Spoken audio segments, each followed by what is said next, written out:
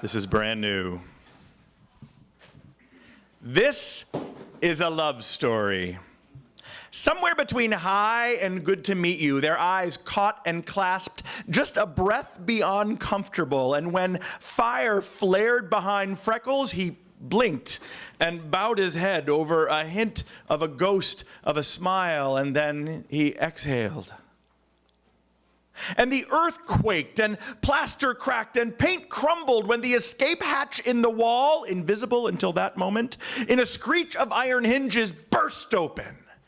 And when riotous sunlight fluttered into his dark cell, he heard, like giggling in church and joyous show tunes, joy. Smelled like frying bacon and baking bread, home. He didn't know what to call it yet, but it felt like a life where his body wouldn't make demands that he was terrified to fulfill.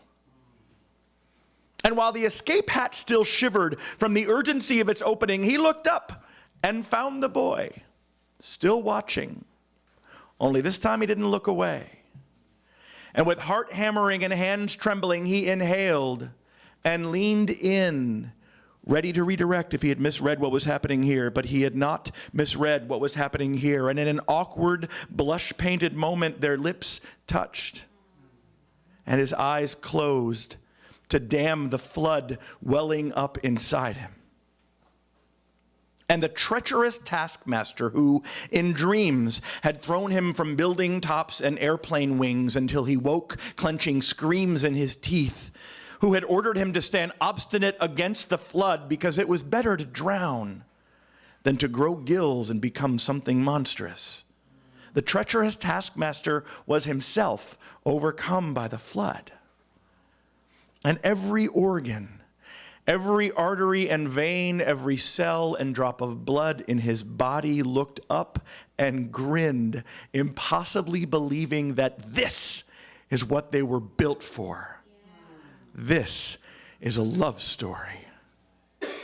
And when lips parted, the tips of tongues tasted like intention and gut butterflies, and every promise the world made to him as a child was fulfilled when he learned that he could laugh and kiss at the same time.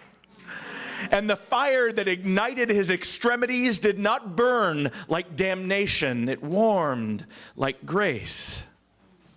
And when he unchained his chest and reached through and grabbed the jagged edge of the escape hatch, he stooped through and stood up and realized that he was not lost. He was found. But he didn't see the camera. He didn't know that jackals pressed slavering snouts against windows, ejaculating hatred across keyboards and cell phones. No one thinks that they're a sacrifice until they are. Shaken madly in the jaws of jackals, the fire behind his freckles was snuffed out by 18 years of force-fed shame that swept him away blind.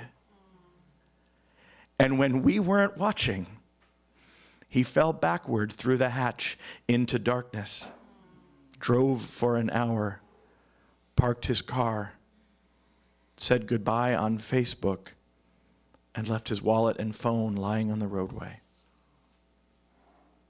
He did not see his own fingers wrap round the cold steel railing.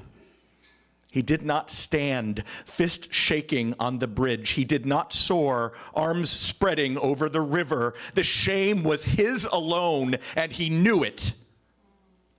So he curled fetal, as we do, when we want more than anything for someone to reach back through the darkness and take our hand.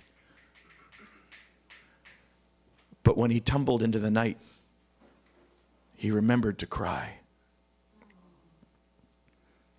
It takes 6 seconds for a Corvette to go from 0 to 60.